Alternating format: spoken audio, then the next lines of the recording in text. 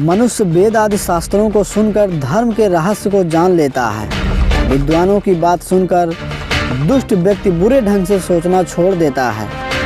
गुरु से ज्ञान प्राप्त कर मनुष्य संसार के बंधन से मुक्त हो जाता है। चाणक्य का विश्वास है कि व्यक्ति वेद शास्त्रों के अध्ययन के अलावा उन्हें सुनकर भी लाभ उठा सकता है।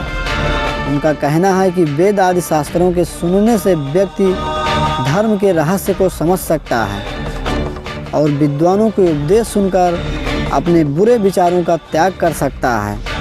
सुनने का अर्थ वेद प्रतिपादित ज्ञान को गुरु मुख से श्रवण करना भी है। इस प्रकार ज्ञान की प्राप्ति श्रवण से ही होती है, जिससे मनुष्य संसार के बंधनों से मुक्त हो जाता है।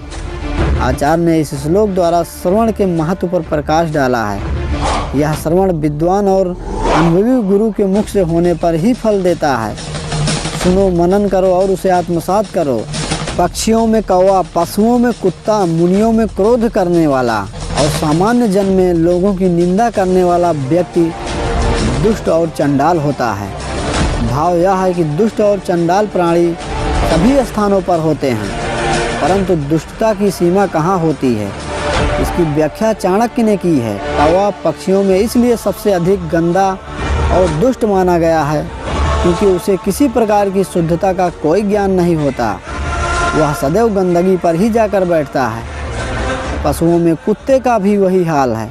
चाणक्य का कहना है कि ऋषि मुनियों में भी जो व्यक्ति क्रोध करता है उसे दुष्ट और चंडाल मानना चाहिए, परंतु सामान्य व्यक्तियों में दुष्ट और चंडाल वह है जो दूसरों की निंदा और बुराई करता है। वह सबसे बड़ा चंडाल माना गया है। अपनी प्रजा में घूम फिरकर उसकी स्थिति को जानने वाले राजा की प्रजा उसकी पूजा करती है। जो द्विज अर्थात विद्वान ब्राह्मण देश प्रदेश की भूमि पर ज्ञान का प्रचार करता है उसकी पूजा होती है।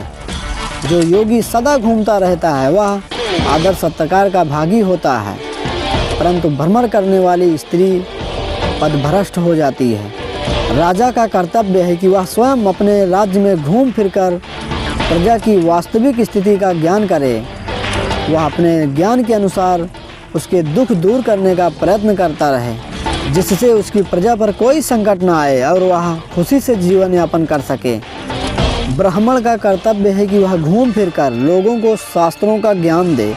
एक स्थान पर रुकने से उस स्थान और वहां संपर्क में आने वाले लोगों से संबंध स्थापित होने के कारण आसक्ति मोह का हृदय से उठ खड़ा होना स्वाभाविक है। यह स्थिति योगी को बांधती है। इसके लिए योगी का एक स्थान पर 24 घंटे से ज़्यादा नहीं रुकना चाहिए। इसके विपरीत इन लोगों में एक समान इधर उधर घूमने वाली नारी अपने धर्म से विचलित हो जाती है। स्त्री का इधर उधर घूमना उसके परिवार के अपमान का कारण होता है। वह समाज के नज़रों में गिर जाता है।